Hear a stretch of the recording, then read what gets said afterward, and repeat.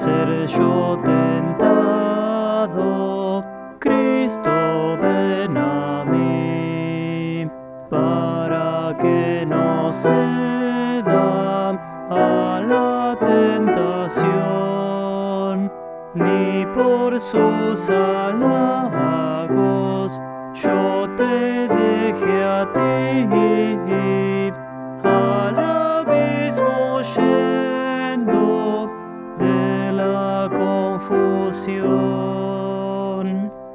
Al cruzar el mundo me fascinará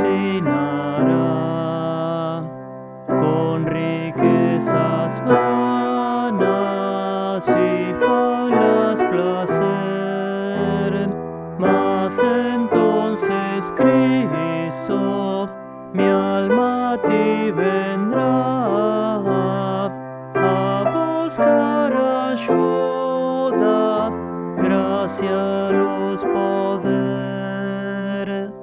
Si la prueba enviares a mi vida aquí, el dolor, la pena, luto y aflicción, haz que nunca dude que vendrás a mí y que tú lo cambias todo en bendición.